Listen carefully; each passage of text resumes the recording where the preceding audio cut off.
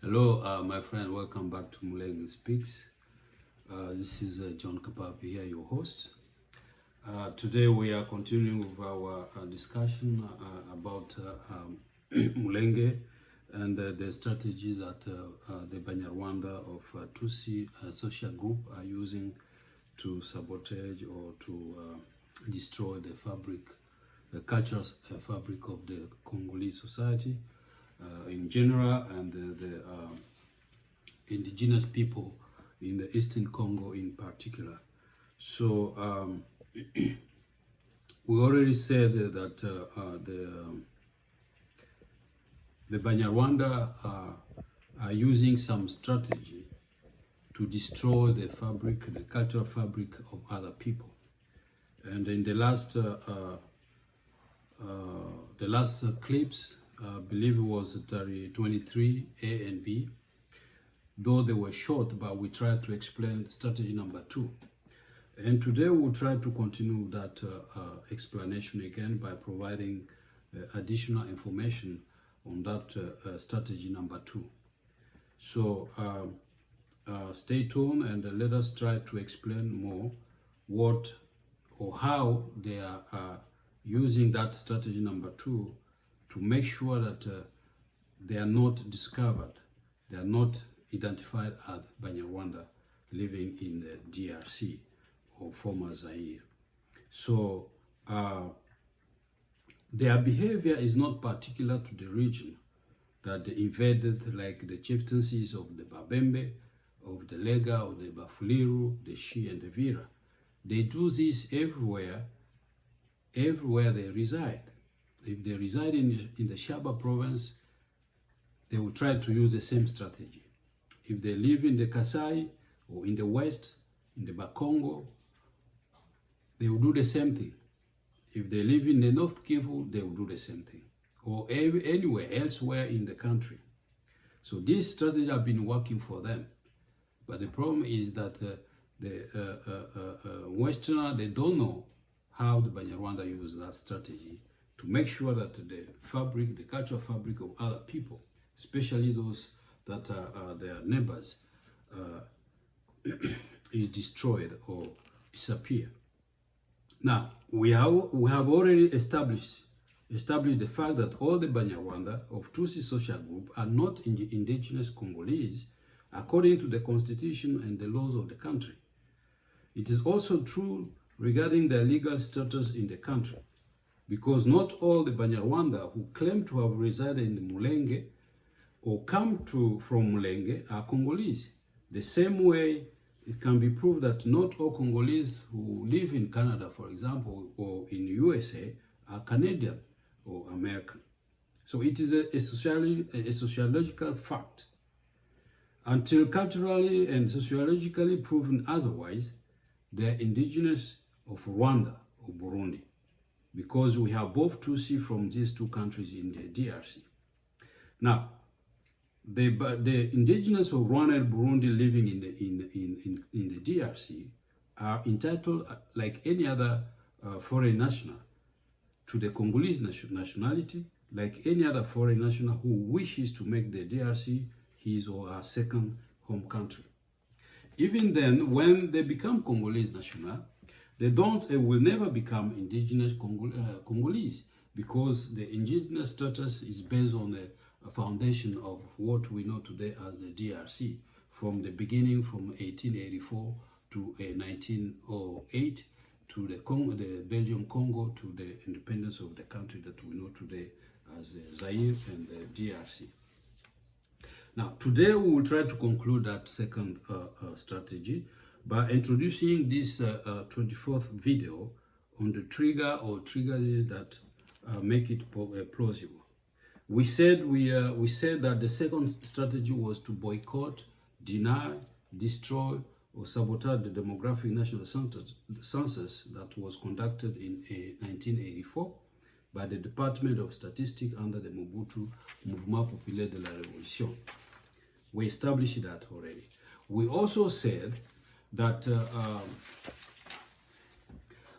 the 1984 census project was a response to the law of 1981 following the repeal of the law of 1972, granting the nation of Rwanda-Urundi, who had resided in the Congo in the 50s and the 60s. And part of the trigger also was the failure of the Mobutu government to recuperate all the certificate of nationality issued to these ressortissants of Rwanda-Burundi as a result of Article 15 of the law of 1972. In other words, when the law of 1972 passed, granting all the ressortissants of Rwanda-Burundi, meaning the national of Rwanda and Burundi who were living in the DRC at that time, after that, the proclamation of that law, that amnesty, the population of Rwanda-Burundi were issued some certificate of nationality. And so in 1981, when another law was passed by the legislators in Kinshasa, when the council repealed that law of 1972, they did not recuperate or they did not cancel the certificate of nationality that were already in the hand of the Tutsi or the Banyarwanda of Tutsi social group. So they kept them. They still had those cards, those certificates in their hands when the government implemented the national census in 1984. So when the law of 1981 and 1982 came into effect, all the certificates of nationality were still in the hand of the Banyarwanda living in the Kivu region. They did not want to lose this opportunity. It was then a de facto consensus among all the Banyarwanda or Tutsi social group across the country to boycott that particular census that was being conducted at that particular moment in 1984. So what was then the problem of the Congolese implementation of this census? They had two censuses formed. One was local and the other one was national. As we will see, as I'll show you the two forms, the two forms had some items that are still offensive to the Banyarwanda to this day, because some items that were on those forms, they were similar, but they were very offensive to them. For example, we had on a local form, we had a locality or district, we had a grouping, we had the chieftaincy of origin. So they were asking people to identify themselves from which chieftaincy they are coming from which grouping they are coming from which village they are coming from. At the same time, they had to identify themselves with their clan and their tribe. That was on the local form. At the same time, on the national form, there was the same items, and in addition to those, we had another item called the nationality. So at national level, you had to identify yourself what was your nationality. But that was very offensive to them. They did not want to identify themselves. They said they could not, because first, they still had those certificates of nationality in their hands. And so even though it was already repealed by the law of 1981, then by the law of 1982, because they had to prove that those who were beneficiary of the law of 1972, they had to prove if they had any ancestors who had lived in the Congo before 1885, which they could not. So, in addition, I was saying, in addition to the item that we are just here cited here on form or local form, we had another item on the form or national form, which was the nationality. They had to identify themselves by their nationality of origin. So none of the Banyarwanda could have said their nationality was Zairian or Congolese on that form, on that particular national form, because for two reasons.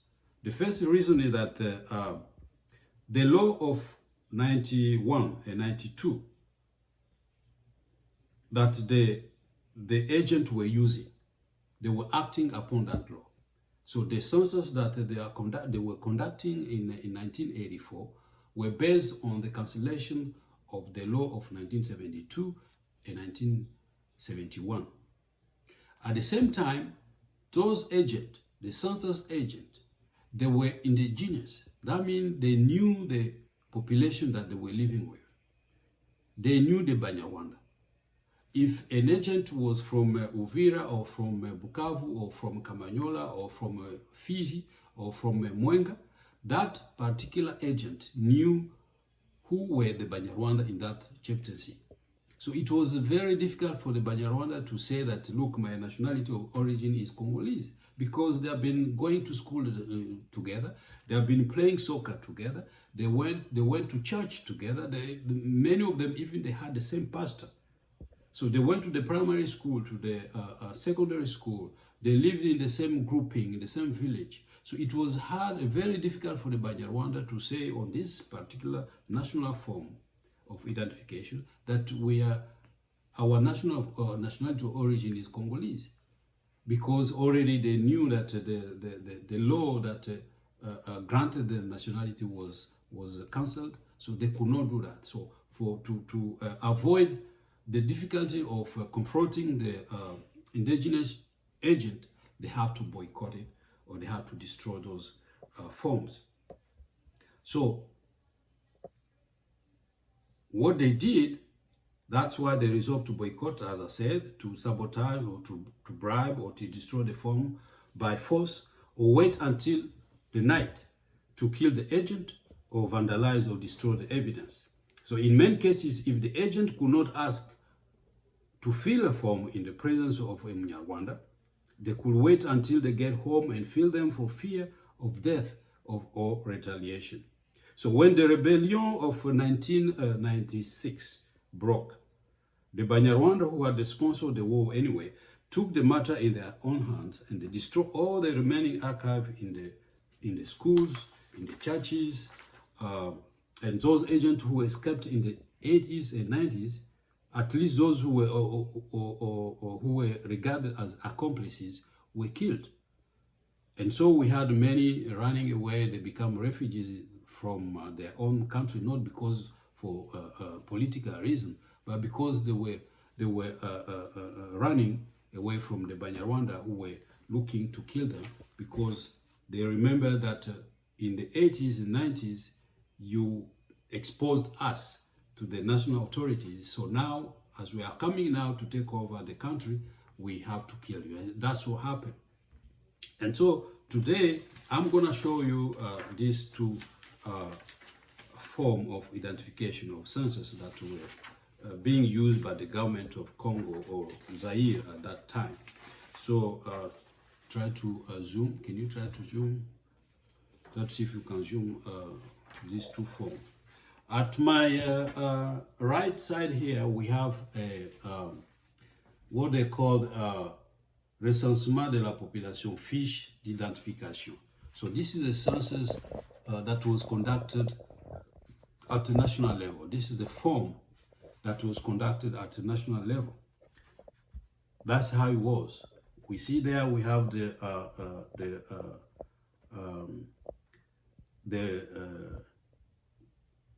Republic, the Congo Republic, and then we have the form. And then on the other side here, this form that was a little bit horizontal was the form that was reserved for the local population. Now, when we read this form, you see that some items on this form or this local form was only reserved for the population that were counted by the local authority, because they knew them. Those that were members of the indigenous population or tribe, they were using this one. But for those who were Banyarwanda now or foreign nationals who were living in the country, it did not matter where you were living. You had to fill this form. And then this form included all the items that were on this form, on a local form. But at the same time, they had another item that was added, the nationality. So after you have identified yourself with your name, the name of your father, your grouping of origin, the village of origin, your clan and your tribe, your profession, your principal residence, you had to add your nationality of origin. And that's where the national forum had to add their nationality of origin. But the Banyarwanda could not do that. Because first, as we have already said, the agent who were collecting those data or those information were local. So they knew them. They knew who were their father. If they had a grandpa, they knew who were their grandpa. They knew their families. So they knew how many number of children or dependent or siblings were in each family. So there was no way the Banyarwanda could have mentioned that, look, my nationality of origin is Zairian or Congolese. So they could not. So for that reason, they just skipped that item, and then all they will wait until at night they come and then bribe you. So they take the form and destroy it, or if you hide the form, they'll kill you, and you disappear. So that was the strategy that the Banyarwanda used. And to this day, some of them, they still have those certificate of nationality that were cancelled in 1981. And those who could not return those certificates, they also decided that all these forms, which many of them did not see signed either by their parents, their fathers or grandparents, they made sure that when the war broke in 1997, they had to find these forms. So these forms were destroyed. They went into different churches. They went into different schools, Catholic schools, Protestant schools, Anglican schools. They went to local official offices. They destroyed everything in 1986 and 1987 to make sure that all these evidences were destroyed. And so today, if you go to in Eastern Congo, you can't find any information about how many foreign nationals from Rwanda and Burundi were living in the country or in the country. And so, my friend, we're gonna stop here for tonight. And tomorrow or next time when we post another video, we explain how many people were killed. We'll explain what were the schools or the churches and those responsible in those offices that were killed, and what kind of evidence were destroyed by the Banyarwanda so that their identity is not discovered. So we hope that you go again and read the description of each and every video. You're gonna subscribe to our channel and then try to share it so that everybody can know how the Banyarwanda are using this strategy to destroy the culture of other indigenous people and an extension the culture of the Congo Democratic. Thank you and see you next time.